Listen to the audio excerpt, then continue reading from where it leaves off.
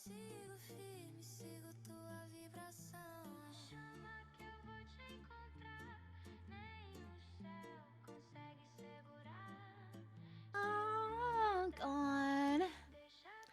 Hello, hello, hello, everybody, and welcome to another episode of the Crust Flopcast.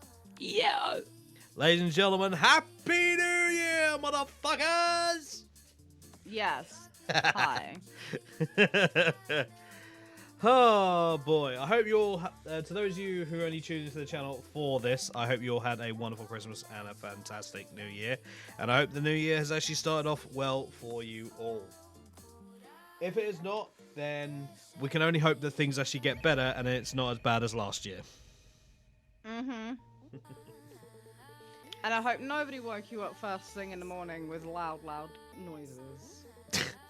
And not the sexual kind either. I'd be pretty annoyed if I was being woken up by that. What, with sexual noises? Like moans and stuff? Yeah. I wouldn't. I'm like, fair enough, get in. No, because I wouldn't be getting it. Because it wouldn't be me getting any. I mean, down to each their own, I suppose. But like, jealous. Although, if he... I'd just be like, sat there going, finish him, or finish her. To be honest, you know what I mean? And to be fair, I've actually done that a couple of times before, though. No, the funniest bit would be... Oh, by the way, hello, YouTube. Please don't ban me. You got it as, like, you know, not suitable for kids option anyway, ain't you? So I suffer every single thing that goes up. I know. It would be funny if they're going at it all of a sudden you just hear like, really? You're finishing that early? You just scream, fatality! Yeah, just like, I haven't done, like, deathcore screaming in a while, so I'm a little bit rusty on that aspect of it actually sounding half decent, so I am so sorry, not sorry. And remember, guys, do it safely. Don't throw your vocal cords. Yeah, do everything with safely, with moderation. Yeah. Don't destroy yourself. Exactly. But yes, as you can tell, ladies and gentlemen, I am joined, obviously, by my partner in crime. Ladies and gentlemen, it is the one, the only, the controversial cat mate. It's Damo! Hello, everyone. Oh, man. What a time off we've had. There has been various news that has happened over the past month that obviously we could cover, but we're only going to focus on the things that have happened over the past couple of weeks. Yes. There's been some interesting stuff that has popped up. Definitely. Some, obviously, that is definitely worth looking into. Some that is outright funny. And some that's just, what the fuck. Yep. But then again, when is it not like that? I mean, you're not wrong on that aspect of things, to be fair. Oh, lordy lord. So, we're not going to do any bullshit, folks. We're going to get right into it. So, as always, ladies and gentlemen, you know what's coming up first. Damo, what the fuck have you been playing the past few weeks? I say my game, I didn't obviously create it, but MU, Dark Epoch. We've officially done the server merge now. Not exactly happy with it, but it's okay. But we also, my guild specifically, did a bit of a guild merge. These people seem okay. Oh, yeah? Yes, one of them actually had a master set of tier 6 boots for my mage. Like my Dark Wizard mage, and I was like, ooh, like I'll take that if this person doesn't want them. And they were like, take them, it's okay. I was like, okay, but I haven't got the 2E green boots that I need first. I have the normal ones, but I've put that in place basically until I can, so I can upgrade my ship basically properly. Obviously, not a surprise in terms of where wins me. A little bit of Snowbreak, some for the King 2. Life is Strange Remastered, Yeah, where yeah. I accidentally triggered myself emotionally. Thanks, brain. That Bear in game. mind, I've played that game like not specifically the remastered version, but you know the first Life is Strange like a ton of times. So you'd think at this point I wouldn't accidentally trigger myself. Well, it has been a while since you last played it. That is true. Obviously, some Silent Hill F as well Yeah. on Tuesday. A bit of Snowbreak, some Fallout 76 Some at boing one boing. point as well. Oh yeah. That's about it currently at the moment. To be fair, so Yeah. So definitely a variety. Oh yeah, 100%, 100%. Fuck. Stuff falling off my side. Shit. Right, you're gonna. Oh open it. boy. Fuck off. So what about you, Pizza Durgan? Pizza Durgan. Well, I've been up to kind of all sorts, really. I have been on some Tony Hawk's Pro Skater 3. Oh. Yes, because I got the remastered over Christmas. I've been doing some Nice. Rhino remastered, because I also got that. Some Soul Calibur 3, because Nice. some genius decided to actually put that on the PlayStation. Phasmophobia, Digimon, Demon X Machina, some Dead by Daylight, obviously Bleach Brave Souls. To those who actually have seen it, especially those who are focusing on the YouTube side of things, Xenoblade Chronicles 2 Nice. with Beth for our Blade Rush. Oh yeah, I was there for that. Oh yeah, tune in on Thursday for episode 2. Oh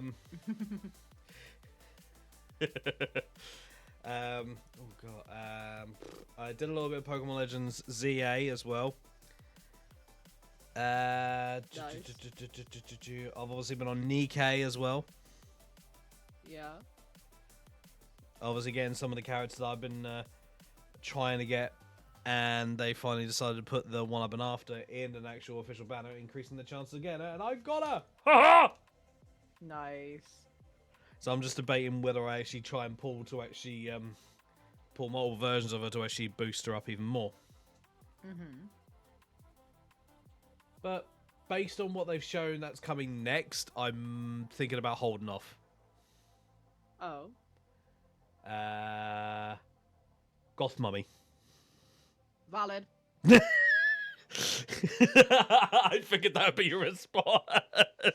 So to be fair, I know it's a little bit off topic, but I did not know that Iron Mouse did a cover of A Match Into Water. I believe the song is called. From the album Bulls in the Bronx. Yeah, Mouse has done quite a bit of songs.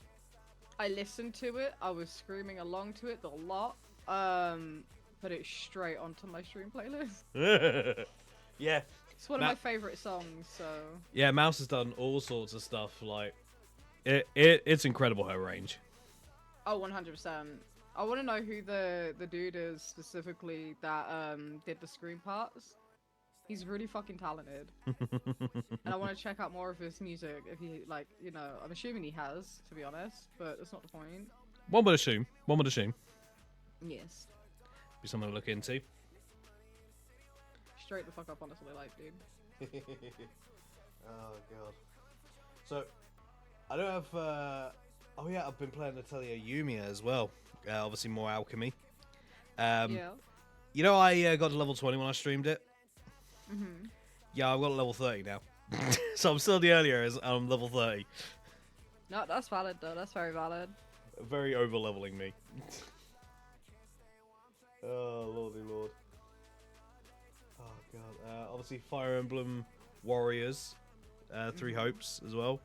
Very close to the end on that one. About another 5 chapters and we're done. So, yay! Nice. Oh, God. Yeah, that's actually been about it in regards of video games for me. Yeah, I know, been pretty jam-packed, but then again, I do 5 days a week, so I'm pretty jam-packed most weeks.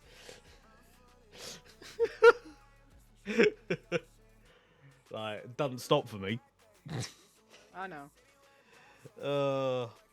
So yes, with actually that being said, I think we should get into it. Hell yeah, man. So, we're actually going to start things off a little bit differently, folks. Obviously, it's a brand new year. So, before we actually get into any of the news, I think we should maybe talk about some games that are possibly coming out this year that we are looking forward to. Oh, definitely. Because there's definitely a few that is definitely tickling my pickle. Yeah. So, shall I go first with mine and then you do yours? Yeah. All right. So, obviously, this month, two things are actually coming out. Episode 2 of Digimon Time Strangers DLC is coming out. They've not said when this month. They want to say soon, since we're nearly halfway through the month. But yeah, looking forward to that. And to those that actually saw me play it, the actual DLC for Dynasty Warriors Origins, where the forces that we took out early on, we actually get to join them. So we get to join the likes of the Yellow Turbans, Lu Bu, Dong Zhuo, Yuan Shao. We actually get to join those sides in the DLC. So I'm looking forward to different perspective and different styles and weapons as well. So I'm looking forward to trying out those, maxing out those, and yeah, basically being a beast on the battlefield again. Nice. And then speaking of Dynasty Warriors, in March, they've not actually put it out for pre-order yet, but in March we're getting Dynasty Warriors 3 remastered. That's right, number 3. My first entry before I got my hands on number 2. Nice one. Which is kind of interesting, since I played that game when my arm was still in a sling. Because it was after my car accident when I was 13. So I'm playing it one hand, pretty much just like one-armed. So, but yeah, I'm looking forward to actually playing that. From the looks of things, it's updated modern graphics for the most part. So it's gonna look. Oh, I've seen some of the pics, and oh, absolutely beautiful.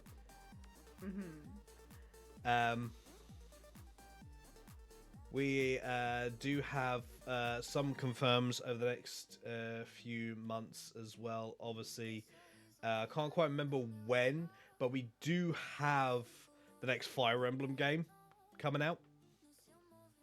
Yeah. Only drawback is it's a Switch 2 exclusive. So Damn, that sucks. yeah. Looks like I've got a bit of work to do. So as Kane says, I'm probably going to have to get my ass on the street. Probably.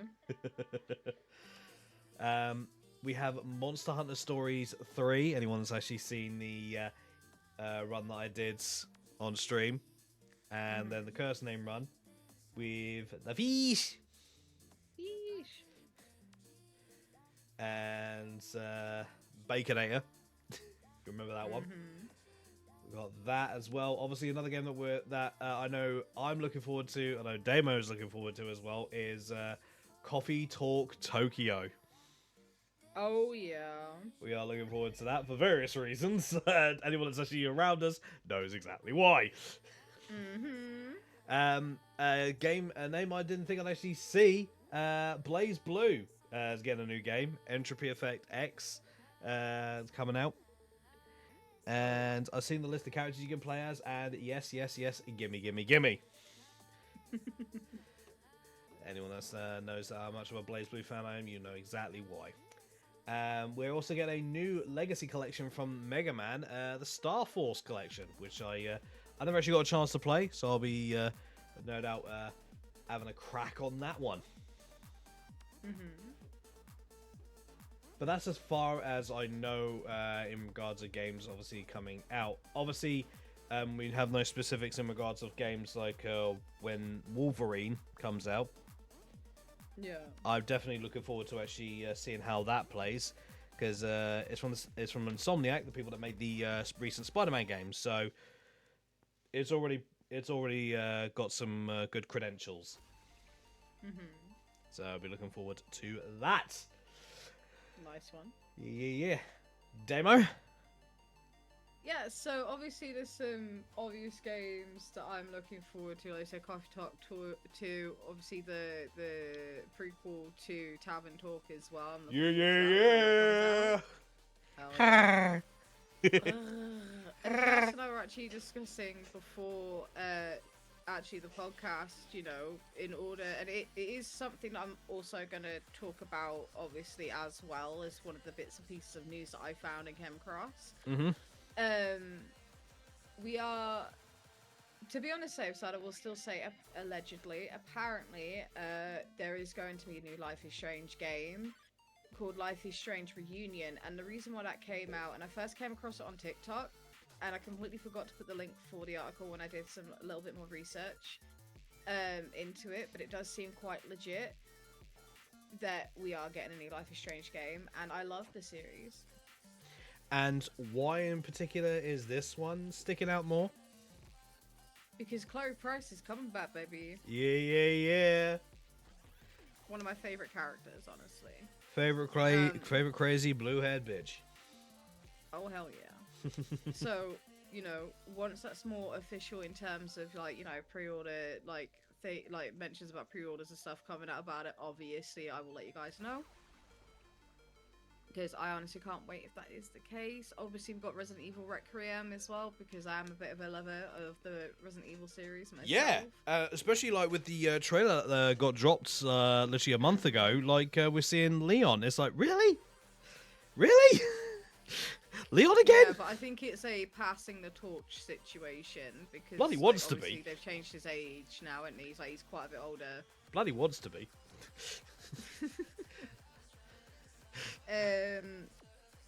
Where's there Jill? was another game that I'm excited that's coming out, and now I have to look through my wish list because I can't remember what the fuck it is. Which is just fucking great if you ask me, because, you know, that is such a me thing to do, is to forget, you know? Oh, yeah.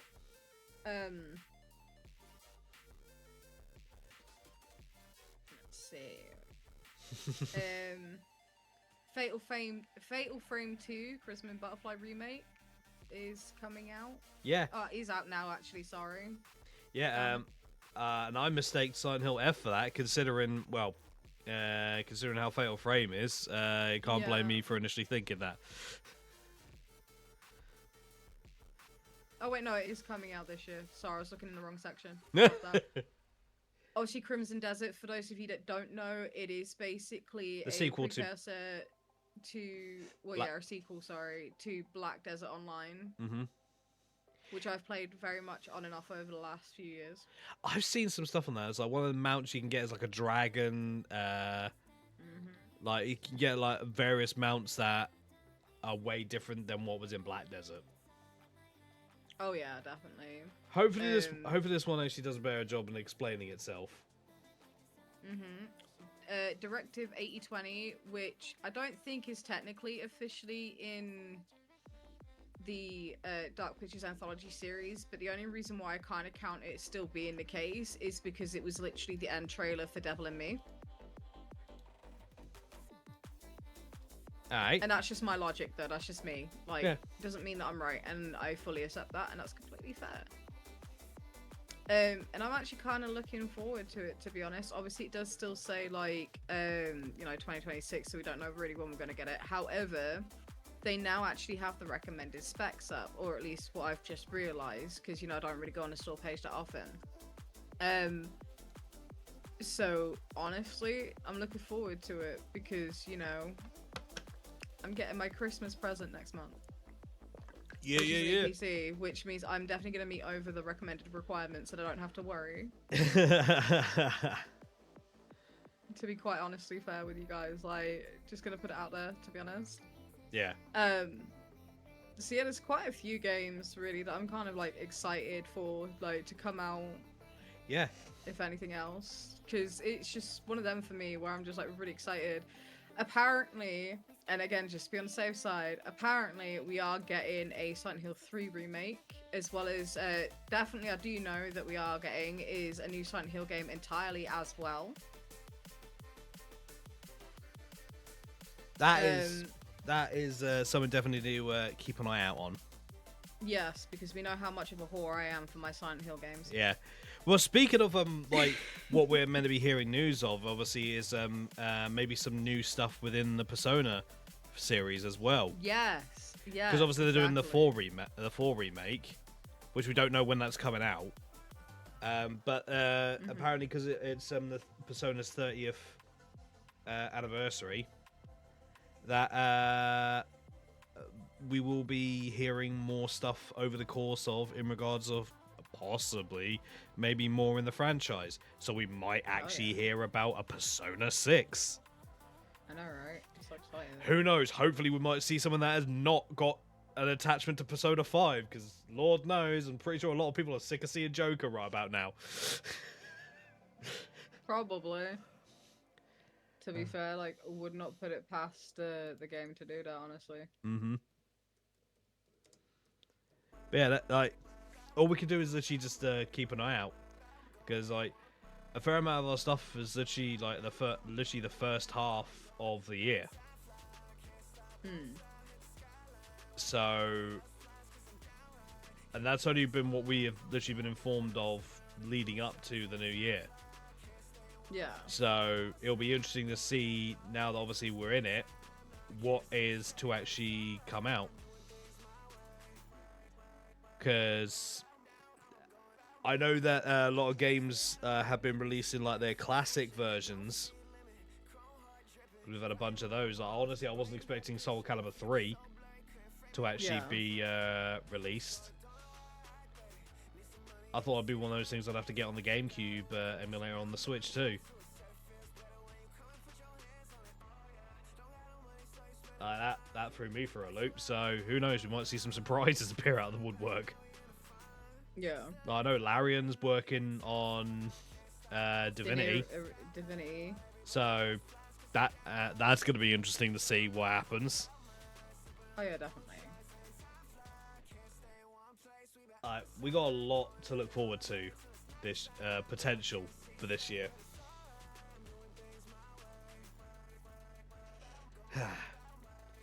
Gordon Bennett. All right. So, what game would you like to see that we've not heard anything about? What game would you actually like to see that has got a high chance of coming out this year? Like, if I could choose a game, you mean? Yeah. That puts you on the hot spot. Just a bit. Any remake of Persona 1 and 2, the duology. Oh, Defo. That's valid, yeah, 100%. I can get behind that. I think for 2 or 1, I can't remember which one, they definitely need to give us the uncensored version. Mm-hmm. Anyone that knows about those games will know why. I don't need to go into detail. Oh god. It's gonna be interesting. Like, well, we can come back to it later on. Yeah, no, that's a bit of a loaded question. Yeah. But remember, I've had quite the stressful day. Yeah, I know. Just trying to do my best to take your mind off it. No, I appreciate it. Like, it's just, a little bit of an overload today for the sensory of my poor ears. Yes. But I'm very proud of Saber and Odin, though, because usually when it comes to the door being closed, they usually kick up a stink. Hate it. But I think what actually helped is basically, like I gave them some treats to help calm them down. Yeah. A little bit, like, oh, I'm really proud of you and stuff like that. Like, sort of thing, And then afterwards, bless Odin, he came over wanting a cuddle, and he literally laid on my, chest. Like, curled up on my chest, and just kept snuggling into me. Now, Odin is an attention whore, do not get us wrong, but... but... honestly... it was the most adorable thing ever. Like, he was like, I'm coming to check up on you, parent. You need some love too. Like, sort of thing. Yeah. And then kept moving because I wanted to play a phone game. which was just annoying. I was like, well, that was short-lived, but it's not too bad. Tell what you can get. Yeah, exactly. But yeah, no. Obviously, we may come back to the question again later on in this episode, if I remember. Yep. 100%. But yeah, I think it's time that we get into the news. Oh yeah. And unfortunately, I'm gonna have to start off with a bit of a Debbie Downer on this one. Oh boy. Sega co-founder David Rosen dies aged 95. Damn, that sucks. Like, shout out to the fact he made it in 95. Anyone that's aware of, obviously, Sega's works over the years will know that, obviously, with Sonic, some of that people seem to forget. Bayonetta is somewhat of one of Sega's works. Virtua Fighter as well. Oh, God. Streets of Rage. Just to name like one of the many classics that came from them. God. The Sega Mega Drive Genesis was my first console. And that was 89, I think that came out. Look it out. So yeah, show my age a bit. Just a smidge. Just a teeny bit. But yeah, like if I remember right, because I looked up info, obviously, just to kind of talk about this. I think it was in 1965. Rosen actually merged his company with another gaming company to actually form Sega Enterprises. And then he ended up becoming chairman and CEO. And obviously then it took a while, obviously, for things to kick off, because video games obviously were, like, back then, not a fucking big deal. Like, video games weren't even a twinkle in eyes, you know? Okay, no. Now, think about it, like, one of the earliest iterations of video games you have to imagine is Pong. Oh, yeah. And it's like, you have to imagine how far, like, the game industry has come from Pong to what we have now. And it's like, for a lot of people, a lot of their first, like, gaming experience outside of PC was either Sega or Nintendo, especially on my generation. Oh yeah, like, I remember Sega. Yeah, like, they were a hardware company before they became a software company after the Dreamcast. Like, oh man, I was sad when I actually saw this, because, like, it's sad, but at the same time he's lived a life, it's like he's done a lot for the industry with Sega. So rest in peace, good sir. Rest in peace. The information I've tried to find, I've not seen when he passed away.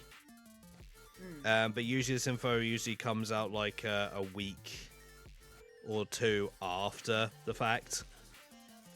Yeah.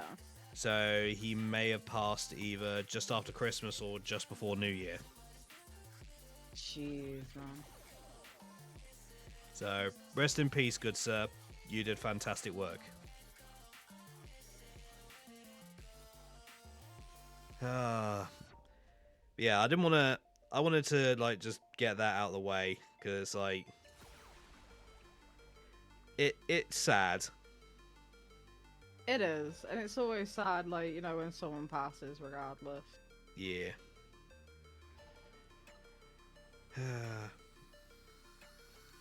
So, Damo? Yes, sorry. I was just getting ready for a corpsing. So, No worries. anyway. Let's see. That is YouTube. We love that. We love that. Where is it? There we go. Also, kind of be on the, I guess, like, not so much Debbie Downer sort of basis, but in the same time, kind of is. This is on Screen Rant. basically the title is what CD Projekt Red selling GOG means for you and your games. And it says GOG, aka Good Old Games, has officially changed up ownership after 17 years with Mikhail Kaczynski. Sorry for butchering that. Taking full control of the service from CD Projekt Red. Kaczynski is one of the initial co-founders of CD Projekt Red and co-founder of GOG, the alternative gaming storefront that offers players true DRM-free ownership of their games. While GOG has made it clear that their mission remains unchanged despite the change in ownership, players will likely have questions about the future of the storefront, what the new ownership means for their games, and if it will have any impact on what games will be available down the road.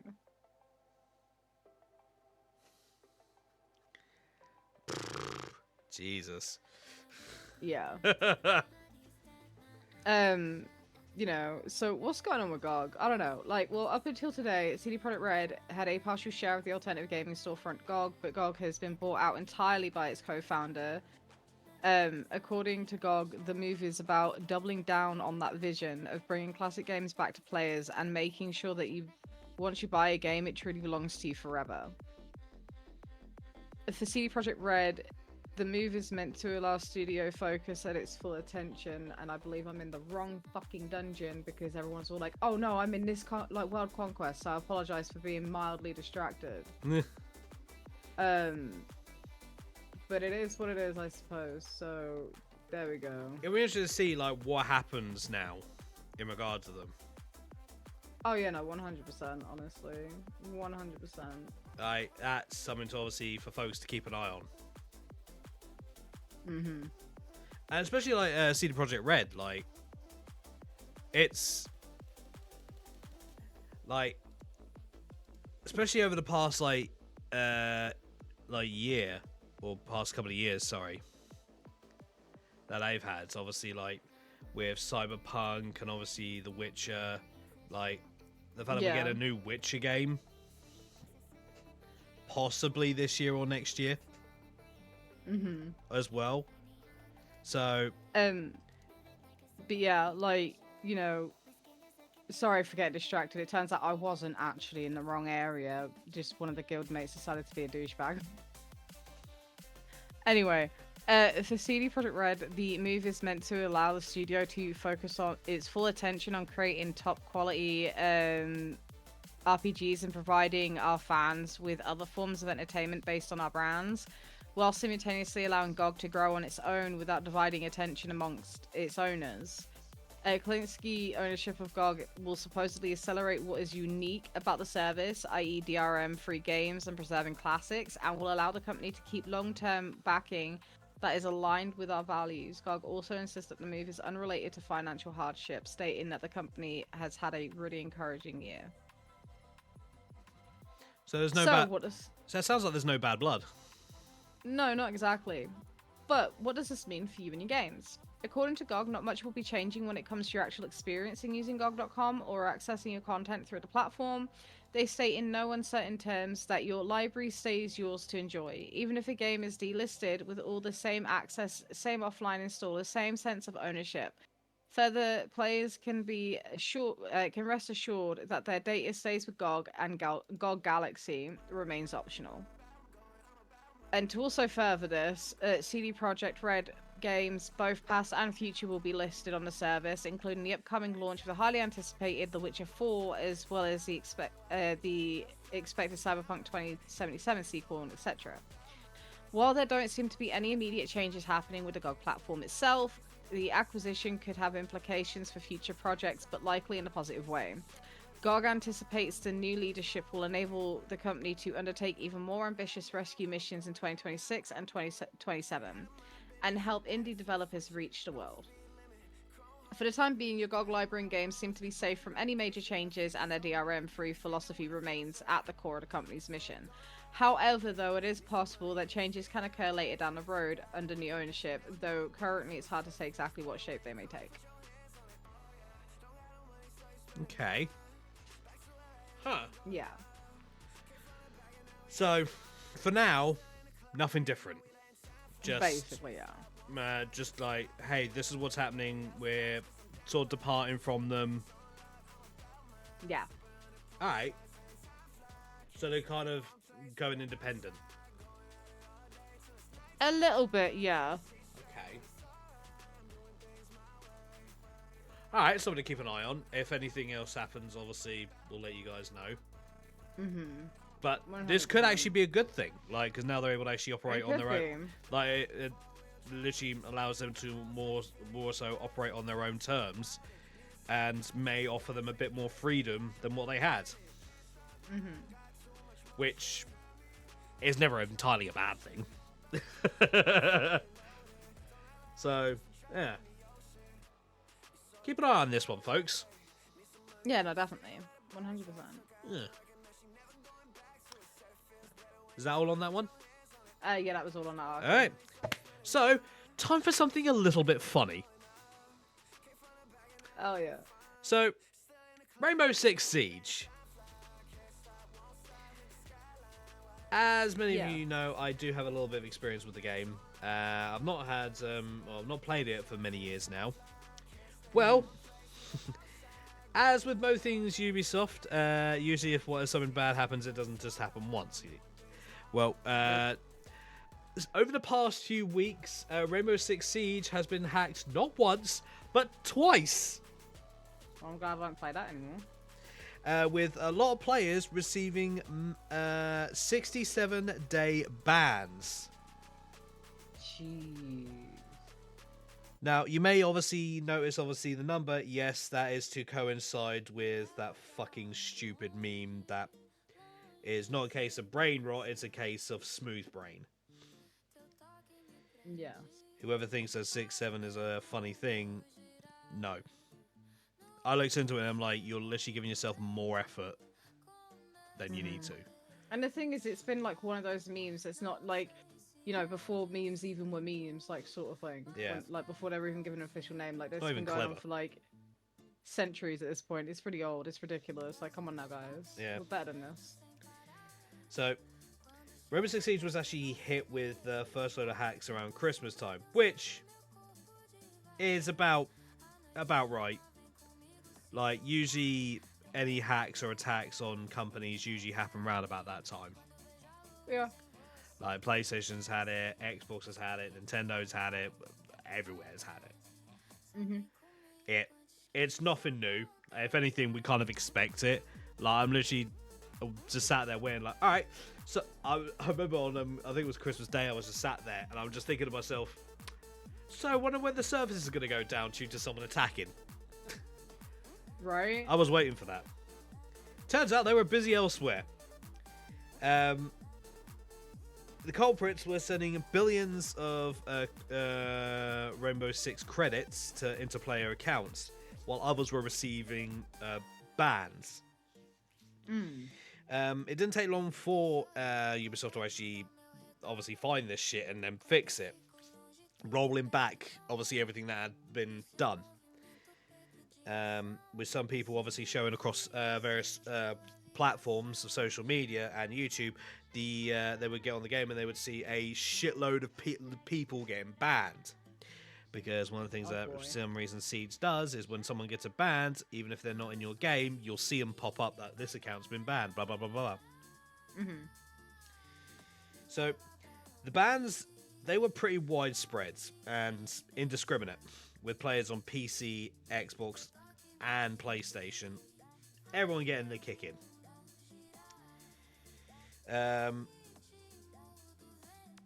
Apparently, let me find the article. Alright, found it. Because I thought this was funny and I had looked into it and it had me laughing. Yeah. Surprisingly enough, not many people are actually covering this. That is quite interesting, honestly. Yeah, but then again, I considering how big think the game Siege is. news, I think people are just bored with it, so... That's also valid. Yeah. Alright, here we go. The bans all impacted informed their accounts have been suspended due to supposed harassment offences. With some also receiving the message, we wanted to let you know that 67676767 of your reports led to sanctions. Yeah. Fucking hell. So, again, that didn't just happen once, it happened twice. Ubisoft have obviously, in their usual response, have said nothing on it yet. Naturally, in classic Ubisoft like fashion, in my opinion. But to be honest, anything that Ubisoft could say at this point could be just perceived as corporate bullshit at this point. So there are probably people that would say 100%. way more better stuff than anything else. So they probably figure they'd just leave it to everyone else to say stuff while they just try and fix it. But I'm sorry, and again, Ubisoft getting hacked once, not obviously good, but it's kind of to be expected. Yeah, always, like, no matter what the game is, it happens. Yeah, Like, but fucking hell, pretty twice sure in a Sims matter got of hacked weeks. Jeez. In a matter of weeks, Ubisoft. Honestly, man. Like, seriously, guys, do you actually have firewall protection, or are you just literally using wet paper towels? Come on. Like, I expect something better literally from the company that literally said that gamers need to get used to not owning their games. How about you get used to not owning your company, because apparently people are able to hack into it without any problems. Right? It must have been like a 2-stage attack from the same people. Like, they did one load, and then waited for them to roll it back, and then they attacked again. Before they had a chance to update it. I mean, That's the only thing that I can think of why they were able to get it twice. Yeah. But then at the end of the day as well, like, you gotta think, like, you know, that's why I say, like, it happens, like, regardless whether it's to do games, you know, Twitter accounts. Yeah. It's just global across the board, like, sort of thing. Yeah, YouTube And accounts to be are fair, susceptible to it. Yeah, we don't condone it at the end of the day. But No. twice in one day is probably more than what Call of Duty's ever had in terms of fucking hack attacks. And Please. that's saying something. At this point, I think at this point in regards of Call of Duty, like, I don't think they even originally deal anything. Like, if they find that someone that's actually a hacker, they literally just chuck them in a hacker lobby. I know, obviously, they're allowed to get banned, obviously, if they get reported with evidence. Yeah. But, like, come on, Siege. Honestly. Come on, Ubisoft. Like, we expect a little bit better from you guys. Like, at the same time, kind of funny. Hiya, Demir and the other one. Hope y'all doing good. Jeez. Hey, This Jack. ain't even my channel, bro. Trust me, ignore Jack. He's a bastard. Like, holy shit. Yeah, claims I'm toxic. In joke, folks. In jokes. Hey, Jack, you know, bud. But yeah, like, so if you are planning on playing Rainbow Six Siege, I'd say give it maybe a few weeks.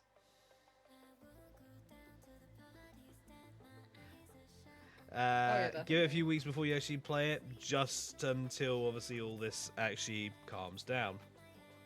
100%. You miss You it. miss the lovely individual who loves and supports us. Your name's not Inventor.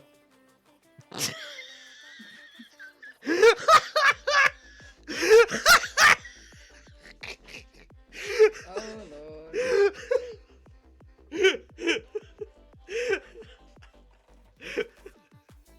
Oh. Oh, please, don't try and play the innocent person, Jack. Gordon fucking Bennett. Right. You and I both know you're not that innocent. You try and claim, but you're not. Asshole. Alright, next one, Damo. Yes. This is on Game Official now. Admittedly, I haven't seen too much on it, so I do kind of hope it's true. But as we've always stated, you know, do your own research first and foremost. And if it turns out I'm wrong, do let us know either in the comments or on one of our channels, respectively. Lionsgate confirms AAA video games based on John Wick and Saw. Now, anybody that knows me knows I love the Saw movies. as well. It's in one of my top fives, honestly. But apparently, Lionsgate have officially confirmed that it is developing major AAA games based on two of its most recognizable franchises, John Wick and Saw, marking a significant expansion of the studio's push into high-budget interactive entertainment. The confirmation came from Adam Fogelson, chairman of Lionsgate Motion Picture Group, during the company's Q2 2026 earnings call held in late 2025. Speaking to investors, Ferguson positioned AAA gaming as a strategically important growth area for the company and described the upcoming projects as meaningfully additive financial opportunity. According to Lionsgate, the John Wick title is being developed as a full-scale AAA project, clearly distinguishing it from the franchise's previous game adaptation, John Wick Hex. Whilst no gameplay footage or design details have been revealed, the studio's language suggests a cinematic action-focused experience designed to capture the fast-paced gun-fu combat and choreography that define the movies. The Saw project is equally notable as it represents the first dedicated console game based on the franchise since Saw 2 Flesh and Blood, released in 2010, which, by the way, bugs aside, was a fucking amazing game. Same as the first Saw game as well, just saying. With modern horror games increasingly emphasizing immersion, psychological tension, and narrative-driven design, the Saw universe is well positioned for a contemporary reimagining built around choice, consequence, and atmosphere rather than traditional action. Ferguson also indicated that these two games are a part of a broader strategy rather than isolated projects.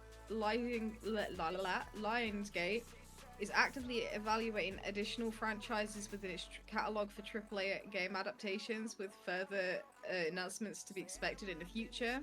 But at present, no developers, platforms, or release windows have been officially announced, and no trailers or screenshots have been shared publicly. Given typical AAA development timelines, both titles are likely still several years away from release, and the announcement nonetheless signals a clear intent from Lionsgate to treat gaming as a core pillar of its franchise strategy alongside film and television. That's actually kind of interesting coming from Lionsgate. 100%. 100%. And like a mixture of John Wick and Saw, like Saw's gonna be action out the arse and horror. Mm-hmm. Or is it going to be Keanu Reeves and horror?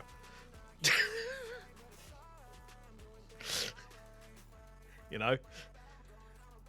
I mean, it'll be like two separate games, to be fair, so it's one of them, really, but I do get where you're kind of coming from, yeah. If anything else. No, I'm just just curious how that would actually work. To be honest, same. Like, I'm very intrigued to know. Oh, defo. And to be fair, like, the thing is, Lionsgate said that they were actually done making Saw movies entirely, but the fact is that they're like, oh, we want to release a Saw game. Would not surprise me if they go back on their word. Well, here's the thing, it's like, they said they wouldn't do any movies, they never said anything about, like, anything else to which they can make money out of it. Like, they're just trying to, like, why put the effort of making a film when it might be less trouble for them to make a game? Yeah. I don't know, it's quite interesting, especially here from Lionsgate in regards to that. Like, I'm surprised that we didn't... It is, definitely. I'm surprised we didn't actually hear of, like people that are actually making the game in regards of it. But the fact that that's the case as well, like... Yeah. You know what I mean? It providing it's definitely something. Providing they actually providing they don't end up with the same load of bugs that they had in the other Saw game, it could actually be really good. And in regards of a John Wick video game, I'll say this: that's kind of a dangerous area to go in because of the amount of like story-based shooting games there have been over the years. And not all of them do well. Yeah. And considering the fact that we're meant to be getting a 007 game this year as well, it's like, do they really want to try and compete with that?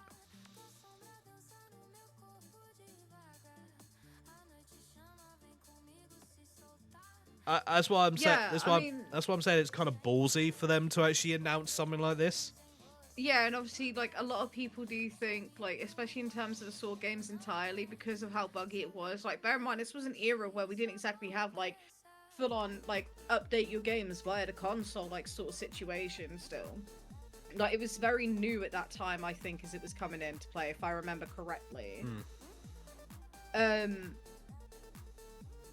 And that's why, like, because of the bugs specifically, is why a lot of people did not like the Saw games, because you would end up actually soft-locking yourself so bad. Yeah. Like, it was ridiculous, like, sort of how bad, like, you know, sort of situation. Like, I know I did it to myself numerous times, and it wasn't always very clear, and that's kind of, like, where, you know, like, in a sense, a couple of, like, dialogue options here and there, but it didn't really do too much of an impact. It was more your actions, Yeah. if anything else. So yeah, it's just one of them. Like, just keep an ear out. If you can find any articles to 100,000% confirm it, Let us know. you know, let us know, and we will report it. Mm-hmm. Well, report on it, shall we say? Yeah. Alright. Is that it on that one? Yeah, that's all on that one. Right. Well, I'm going to start this next one by literally saying, guys, I said it as a joke, but I fucking called it. I kind of fucking called this. So, as many of you who are aware, over the course of the award season, GTA 6 won Most Anticipated Game. To which I said, and I quote, and go on record saying, yeah, the only thing to anticipate in regards to that game is when it will be delayed again. Yeah. Well, based on information that's been popping up, and from the looks of things might actually be true, I may have fucking called it. Oh boy. And this is a pace. I looked at it initially and I thought, this can't be right. So it took me about a few days of looking into it, and I found an article from Metro. It was on January 8th, so only a few days ago. And it said, and it's titled this: GTA 6 is nowhere near finished and could still be delayed, says trusted source. Interesting. Yes. Now, obviously, when it comes to sources and that stuff, we don't usually pay too much attention. But considering the fact that GTA is literally their one big thing at the minute, any form of delay could impact the game heavily. Yeah. And this is basically what the article says. Rockstar's long-awaited sequel is still not content complete, with the developers of GTA 6 apparently unsure about whether it'll be out this year or not. After two major delays, the obvious problem with GTA 6's new release date of November 19th is that there's no guarantee it'll keep that, any more than it did the others. Rockstar games do usually have at least two delays, so you'd hope they filled their quota by now. But according to Bloomberg's Jason Schreier, the game is not yet content complete. That means Rockstar still hasn't finished everything that is due to go into the game, implying they also haven't started the polishing phase of development. And you guys know how important it is to actually make sure a game is actually polished. Okay. Yeah. Schreier, who, apologies if I butchered your name, who is widely considered the most reliable insider in gaming, who was speaking on as part of the Button Mash podcast on Spotify, where the discussion turned to GTA 6. This is how Rockstar works, he said, in relation to Red Dead Redemption 2 and its multiplayer and multiple delays. I wouldn't be super shocked if that is what happens again this time around. This is a big and complicated game, and the last I heard it was still not content complete. That is to say that people were still finishing things up, still finalizing levels and missions, and seeing what is going to make it into the game. So, Yeah. from the sound of things, they are still working on getting the stuff into the game. at this point they should be actually. I'm sorry, but yeah, obviously November. Obviously, like we've got 11 months to go. Yeah. But at the same time, they should already be finishing up the last load of stuff to go into the game, and then spend the next months polishing, testing, making sure things work, and then if things aren't quite there, yeah, then delay. But the fact that apparently they've not finished putting stuff into the game yet is concerning. Yeah. And also, so fucking easy to predict at this point. Like, when it comes to Rockstar, what seems to happen is they'll have a team work on something. Once it's out for a bit, they'll only focus on just maintenance. They don't really put anything out for it. They then put the rest of the team on something else. It's happened with GTA 5, and it's happened with Red Dead Redemption 2. To my knowledge, they've not really added anything else to Red Dead 2. Since not for a while. it's not, especially on either on the story front or on the online front. And GTA Online is the only thing that actually there was meant to be DLC or at least additions to the story, to the main story of GTA 5. They never did that.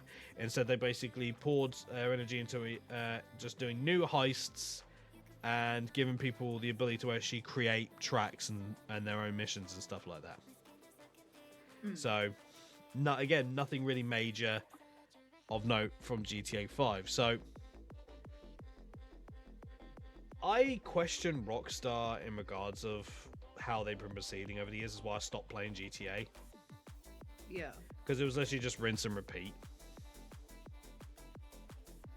And I personally called that. That there would be another delay, no doubt.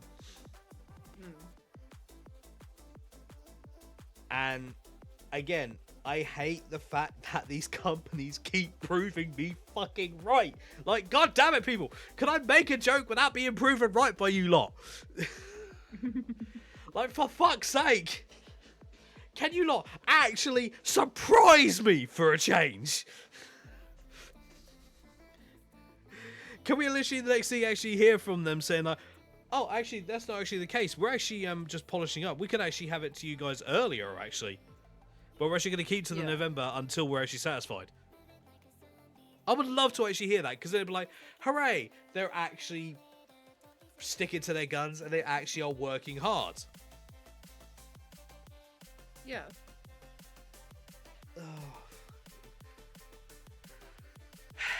Because I remember like the amount of people that literally lost their shit when the delay came in. Because it was like, people thought, yay, it's going to be released this year. Looks at the date. Oh no. Looks at the year. Oh no. Like, come the fuck on. I don't know what to tell you. Oh. Just please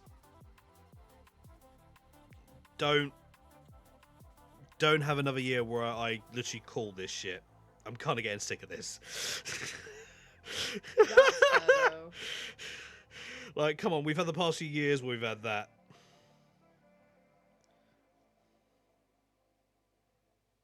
Oh yeah, definitely.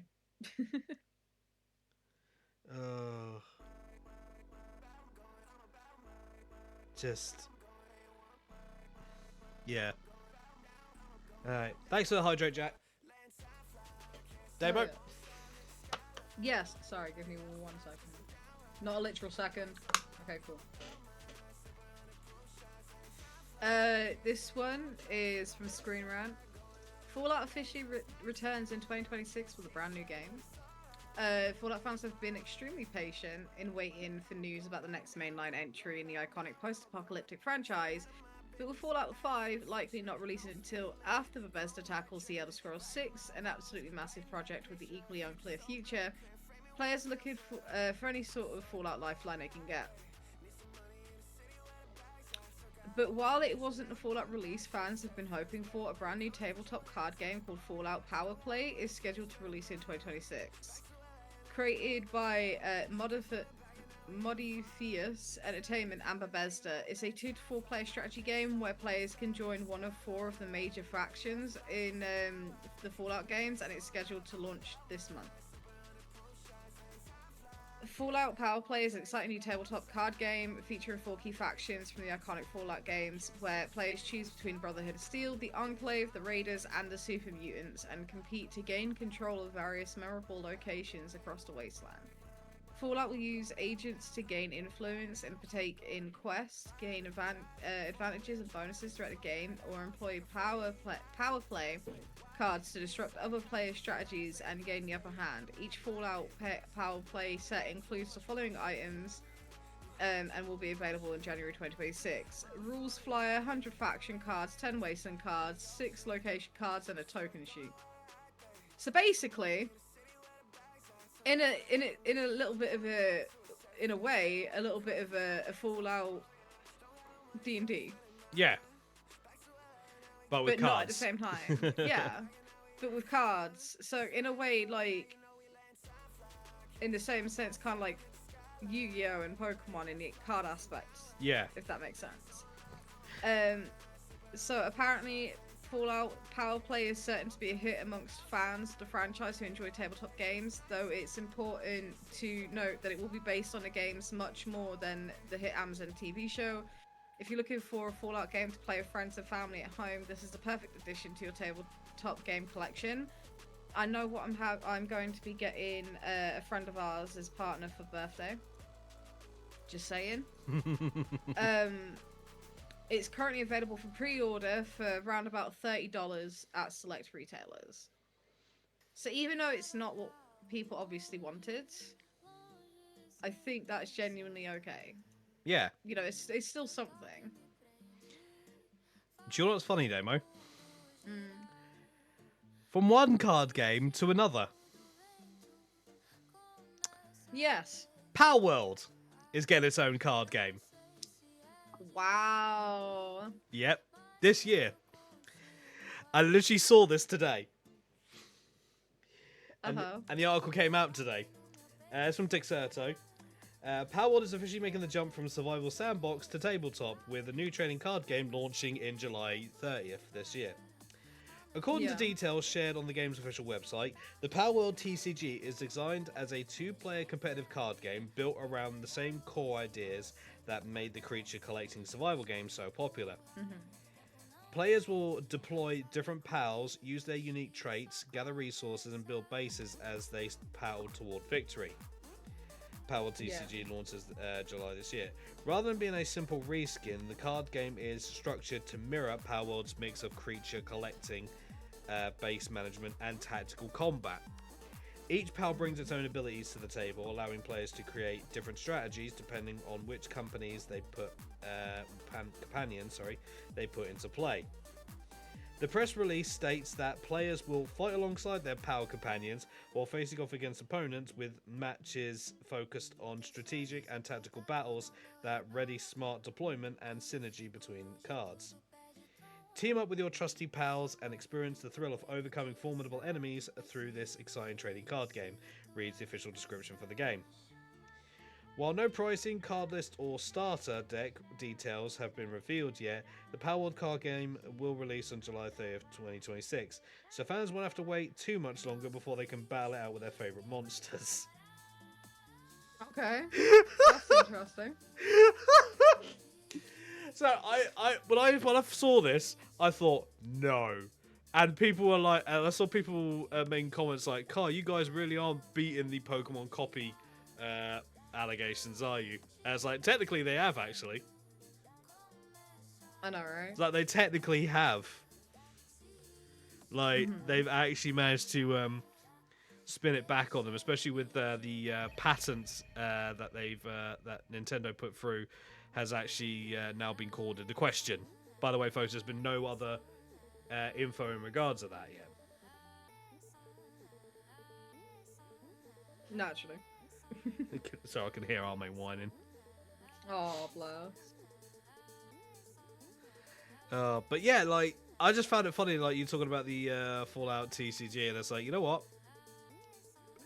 Let's go to the TCG on from one of mine as well, because I thought that would be quite funny. Yeah, that's valid. Because it's like, yeah, obviously we don't play Power World as much, but at the same time, we still do appreciate the level of effort that's been put into Power World. Oh, 100%. And the fact that they've actually gone out of their way to try and bend over backwards to appease the Nintendo lords. And Nintendo's kind of like shooting themselves in the foot to a certain extent. Right, honestly, it's great. Oh, God. So, does this mean... so, basically, they didn't actually say whether it was actually going to be like an actual like game or like it was going to be a physical thing. I didn't see anything in regards to that. So, I'll be interested to see how it plays out. Understandable. But yeah, Damo? Yeah, I got one last one. This was actually a screenshot I came across through Twitter. From Monogame team. With a picture saying, "Today we are happy to announce that Concerned Ape, developer of Stardew Valley, has made a very generous initial donation of $125,000 and an ongoing monthly commitment to the project. This extraordinary show of support, alongside ongoing contributions from other studios and individuals, help ensure Monogame continues to be the open source framework that game developers of all sizes can rely on. The Foundation is excited about our roadmap and upcoming releases in 2026 and invites the community to join others in helping support Monogames' future." I couldn't tell you the day that this came out. Oh wait, no, I can. The 30th of December that came out. There we go. So the fact that dude's also made like a massive contribution like that, and I know it might not seem a lot to some, but that is a lot. Yeah. You know, to do as a whole, like in its own entirety. Honestly, like I'm living for it. Like we stand. And it's so nice. We stand with Concerned Ape because at the end of the day, like he's helped a lot of games out, whether it's a collaboration or like, you know, going, hey, nah, we don't play dirty like this, guys. Like, fuck off. Like, obviously not those actual words. That's just my way of saying it, basically. But he's always been one of those types of people, like, to not just work on his own game, but also help other developers with their games as well when he's had an opportunity. And the fact that he's giving back to do so as well. We stand stuff like that. We love that. We love to hear about that. Oh, yeah. And he's like, what, a one-man developer as well for Stardew Valley, right? I think so, yeah. So that actually says a lot. Honestly, that says a hell of a lot. Yeah. Sorry, I just saw something from Jack in one of the Discord servers that he and I are in. Yeah. Picture they just posted. Someone's basically got the entire Fullmetal Alchemist manga on a shelf. Underneath, Fullmetal Alchemist, perfect for dog lovers. Oh.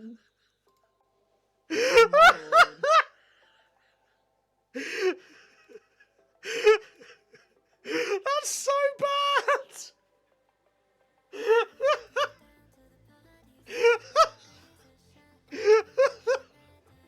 Oh no! Has anyone that's seen Fullmetal Alchemist or Fullmetal Alchemist Brother? You know how bad that is. Oh yeah. Oh no! Oh, sorry about that. No, you good. I just thought that was pretty funny and fucked up. Alright, is that it on your one? That's everything on my end. Alright, well I've got 3 more. 2 quick ones and 1 pretty long one. So, talk about giving back. Well, Celebrate Studio Shift Up has gifted all its staff $3,400, AirPods Max and an Apple Watch. Okay. So, Cellblade Studio Shift Up has once again given all its employees an expensive gift to thank them for their previous year's work. As reported by Seoul Economic Daily, the South Korean studio celebrated the new year by giving its roughly 300 staff. Yeah, 300 staff. Cash bonuses and Apple products. The company gave its staff an Apple AirPods Max, Apple Watch, and a bonus of $3,400, or the equivalent to that country's finance. A total value of more than $4,000 per employee. That's fucking incredible, to be honest. That's amazing. This isn't the first time Shift Up has given its entire staff gifts to mark its continued success.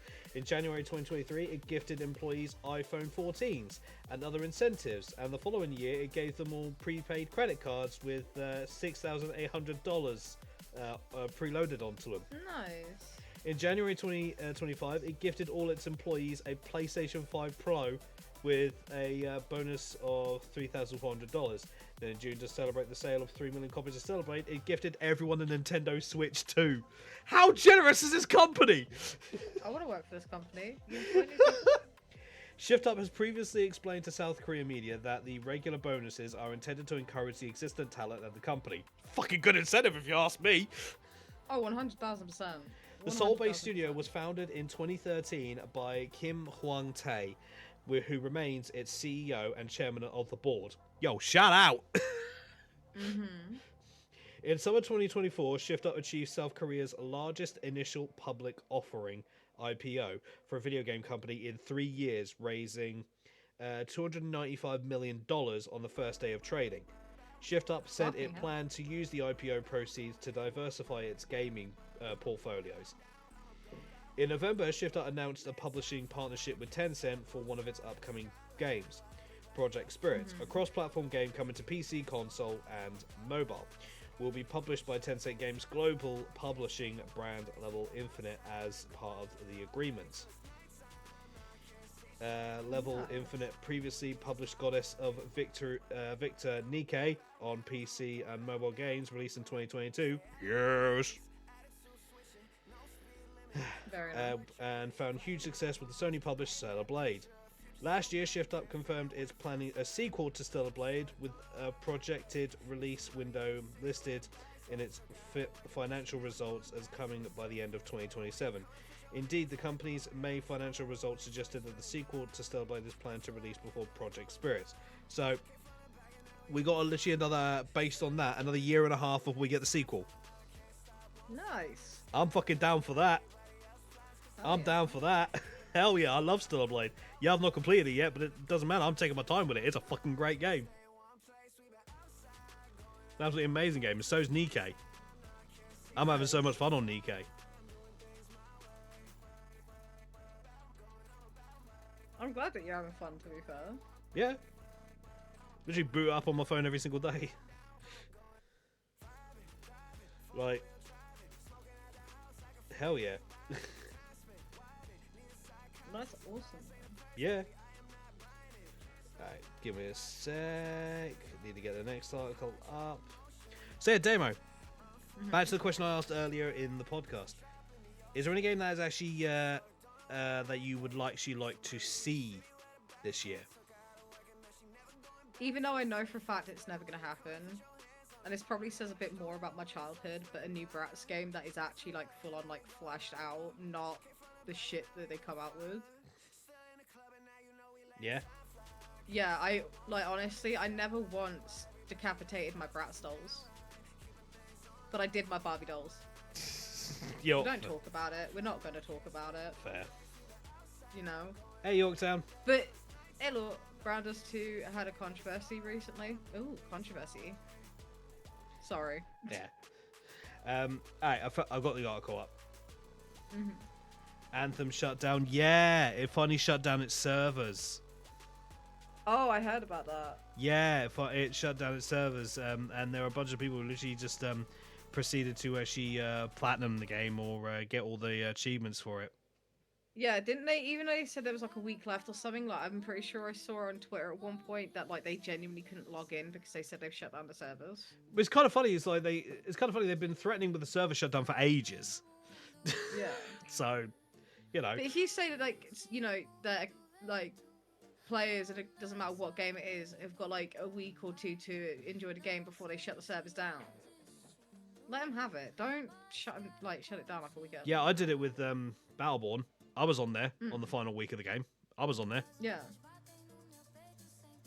All right. So, my next quick one. Xbox fan shows off incredible Xbox 360 collection that includes over 1,300 games. It's coming from Game Rant. And considering the fact that I personally say that the Xbox 360 was their peak,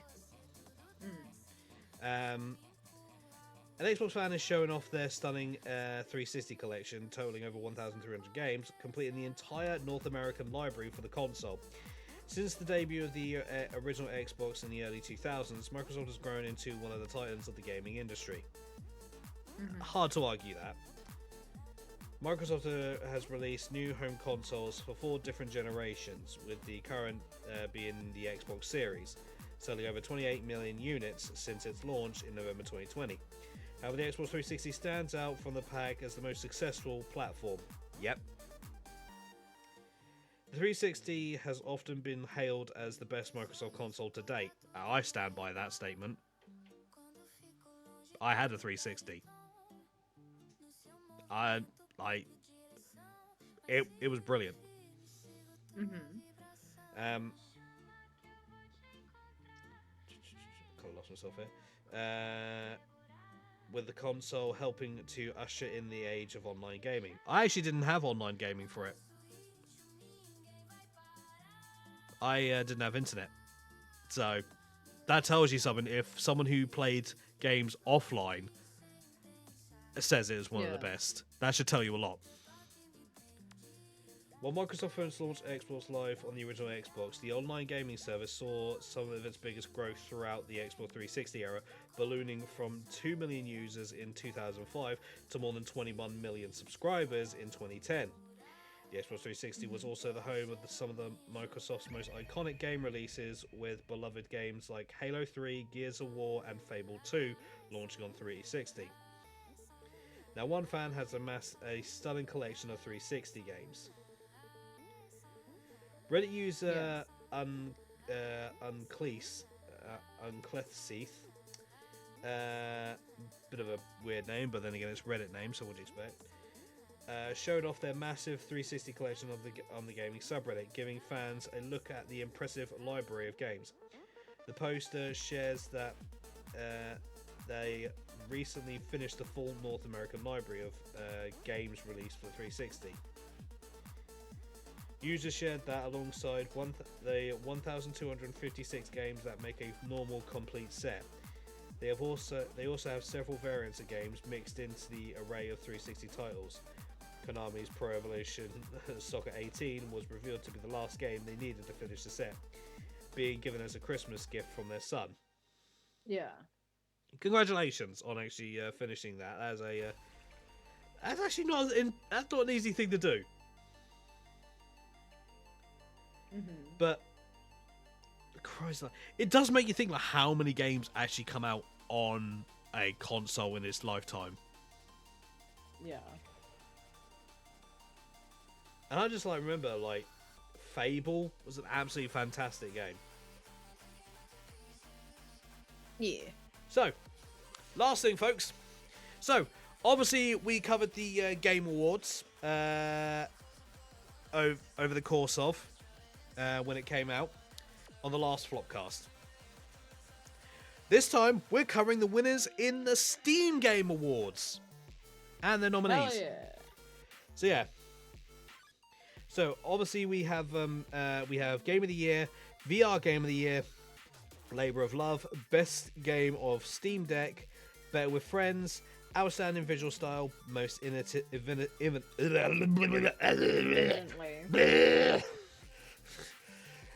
Most Innovative Gameplay, Best Game You Suck At, I love that one. Best Soundtrack, Outstanding Story Rich Game, and sit back and relax. Code Violet reviews are out and it's not looking good. Alright, I'm just going to make one statement before I continue in regards to Code Violet.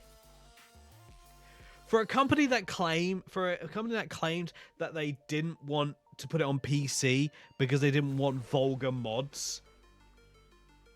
Yeah, they can't claim that when the Digital Deluxe Edition has the outfits it fucking does. Because I showed you the outfits as well. I showed you and Killer the outfits.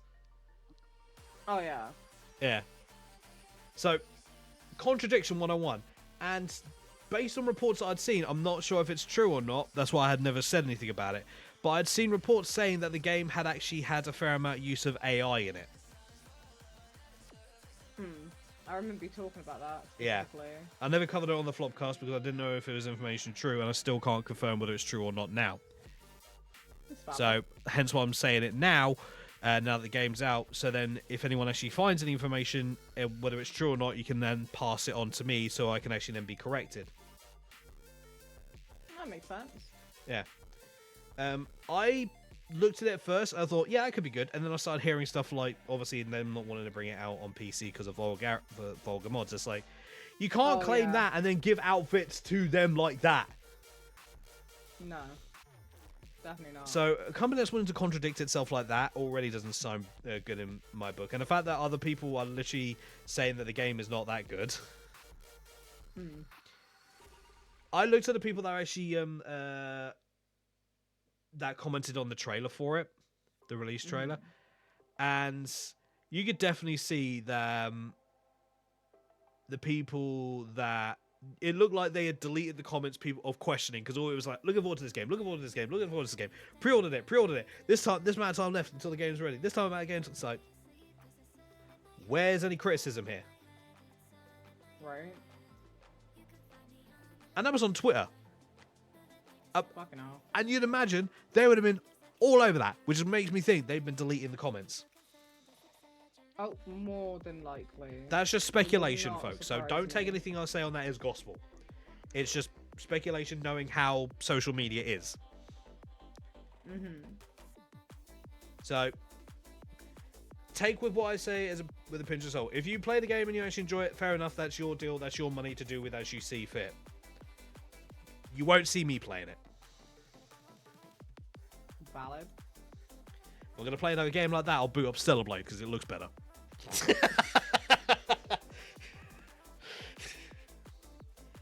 Alright, so back to what we were talking about. So I could go on about what the article says in regards to that, but I'm just going to go on to the nominees and the winners. So, nominees for Game of the Year. Yeah, we're starting off big. Hollow Knight Silksong, Expedition 33, Ark Raiders, Dispatch, Kingdom Come Deliverance 2. Yeah. Game of the Year winner on Steam goes to Silksong, which, to be honest, I'm not surprised. Even IGN gave it a 4 out of 10. Yeah, but it's IGN. Right. The fact that they're giving it a low, says a lot. So congratulations to Silksong for winning Steam Game of the Year. Honestly, it was one of the things that I literally even said during the Game of the Year. Like easily, I could either see it when we go into Expedition 33 or Silksong. So I'm not surprised on that one. So VR Game of the Year: The Midnight Walk, Emissary Zero, Le Mans Ultimate, Pavlov, and Formula 1 2012. Midnight Walk winning that one. Okay. Labour of Love. Now you'll be interested in this one, Damo. Oh. Nominees for this one: Baldur's Gate 3, Dota 2, No Man's Sky, Rust, Helldivers 2. Oh, Winner. What do you think, Damo? I don't know. Baldur's Gate I hope 3. it's Baldur's Gate. Yeah, there we go. Baldur's Gate 3. Yep. Don't even need to really go into detail on that. Is literally it is what it is. Best game of Steam Deck: Hades 2, Deep Rock Galactic, Survivor, Clover Pit, Digimon Story Time Stranger, and Ball X Pit. Hades 2 winning that one. Congratulations, Hades 2. Sad that Digimon Story didn't win that one, but the fact that it was even in there as a nominee is a win in my book. Better with friends. You might get a couple. You might get a few of these demo. Peak, Repo, Battlefield 6, Split Fiction, Schedule 1. What would you say is the winner of that one? It's going to be between Peak, Repo, and Split Fiction, I reckon. Well, you were right. It's Peak that won that one. Don't. It's not that difficult to work that out, considering the fact that people are still playing Peak, Repo, and Split Fiction even now. That is true. Yeah, Schedule 1 obviously also in there, but in terms of things, I can see why Peak won that one. Oh yeah, it's like one of the most anticipated, to be fair. Like, still being played. Oh yeah, especially when they put on like concerts. That was a surprise. Yeah. Outstanding Visual Style Award. Silent Hill F, Dream Barbecue, My Little Puppy, Final Fantasy VII Rebirth, and Doom: The Dark Ages. Demi will be happy with this one. Yep, Silent Hill F won that one. Nice. Yep, and by the way, I did see Dream Barbecue, didn't know about, and My Little Puppy, didn't know about until I saw someone play it, and not gonna lie, watching the footage of how the game ends, I actually cried. Aww. Yep. If you don't know about it, folks, look it up. Most innovative gameplay award. Arc Raiders Escape from Duckov. That is what it says, not anything else. European Universals 5, Mage Arena, and Blueprints, with Arc Raiders winning that one. Well done. Now, Best Game You Suck At award. Now, what do I mean by that? This is the game that rewards persistence and is not for the faint of heart. It's the toughest game we've ever loved. So we have Hollow Knight Silksong, Elden Ring Night Rain, Path of Exile, Where Winds Meet, and Marvel Rivals. The winner is Silksong. Congratulations, Silksong, on winning that one. Hell yeah. Congrats, dude. Best Soundtrack Award. I don't need to go into details on this one because it's self-explanatory. Nominees: Expedition 33, Rift of the Necrodancer, Deltarune, Tokyo Extreme Racer, and Spider-Man 2. The winner, Expedition 33. Fuck yeah. Damn right as it should be. Outstanding Story-Rich Game Awards. Dispatch, The Last of Us Part 2, Remastered. Don't know why, because that, again. Kingdom Come Deliverance 2, Dying Light, The Beast, and No, I'm Not a Human. The winner, Dispatch. To be fair, I do need that game. I saw Ven showing you it. Yeah. So... You can see why I like it. Yeah, but there's a funny thing. They've made it so you can still stream it by turning on the streamer mode. Yep. Because Ven was telling me about one specific cutscene. Yep. By the way, I've seen people actually stream it without the censor thing on there, and they've been fine. Okay. Yeah. Yeah. If you want to be safe, obviously there's the option for it. But honestly, the censor thing, it's only just for that one particular scene. Yeah. Obviously, I'm gonna, like, when I do eventually get it, like... Oh, here's the thing, if I can afford it, don't be like, surprised if I don't get it and play it on stream. Valid. Very valid. I've seen bits and bobs. Like I've seen Kidder play it. I've seen Henya play it. I've seen loads of Iron Mouse playing it. I've seen loads of people playing it, and it looks fun. Oh yeah, no, definitely. So, anyway, I will say this: the Last of Us Part 2 remastered shouldn't be in there. No, not really. Just because the fact it didn't win, haha, fuck you. Sit back and relax awards. This game is an antidote to a busy day. It's smooth and relaxing. It lets your worries melt away. This game is your moment of zen. Although I question some of these games based on what I've seen people. Are we there yet? Slime Rancher 2, Mega Bonk. I've seen a vendor play it and don't see how that is relaxing. Power Wash Simulator 2 and Chill with Your Lo-Fi Story. With the winner being RV There Yet. Makes sense. Yep. So congratulations to all the winners. Apart from Arc Raiders, obviously for various reasons, I think that everyone on there pretty much deserved the win. Hell yeah. But yeah, no, it's like I wanted to actually end it on the Steam Game Awards because obviously it's like I figured it'd be It's very fitting. yeah, I thought it'd be a bit more impartial than what happened to Expedition 33 in the Indie Game Awards. Yes. So yeah, but the fact they won best soundtrack is like very. It's like yep, no, that checks. Their soundtrack is really good, all things considered. I saw a post on Twitter. It's like, bro, why you, bruh, why what? It just, the main menu's popped up. Why are you stopping? Me, shh, listen. And it's literally just like the main menu music playing. Yeah. I'm like, ballad.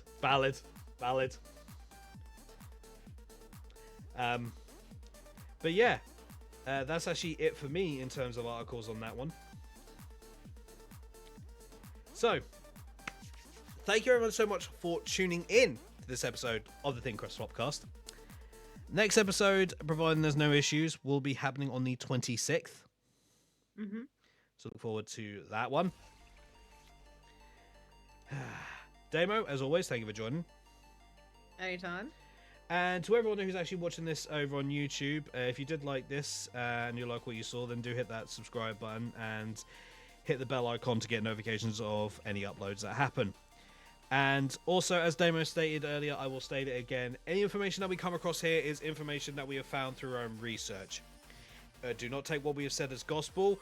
Anything that we say is literally of our own opinion. Our point here is to literally just bring information to you guys so you can make your own decisions. Because we'd rather people actually make informed decisions rather than uninformed decisions. Because then that's how we all actually get better. But, with that being said though, folks, I hope you all have a wonderful rest of the day. And we'll see you all in the next one. Damo, where can they find you? You can find me over at twitch.tv/itsTamu, it's Tamu TV on TikTok, it's Tamu over on Blueski, and Party with Knives on Twitter. Yeah. And you'll see myself and Damo obviously streaming together tomorrow, obviously on separate games. So look forward to that.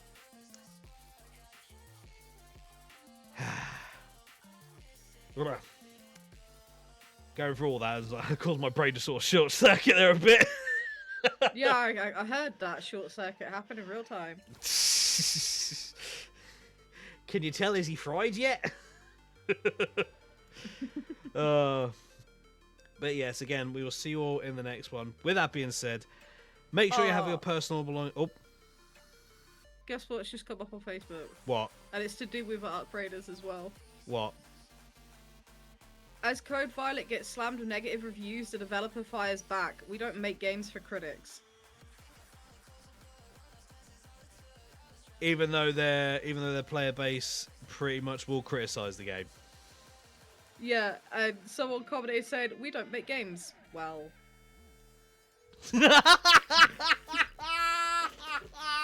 Wow! Wow! They fired back, but it was seen as a blank shot.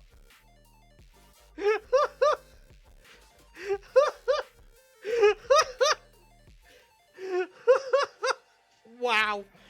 What a fire bag.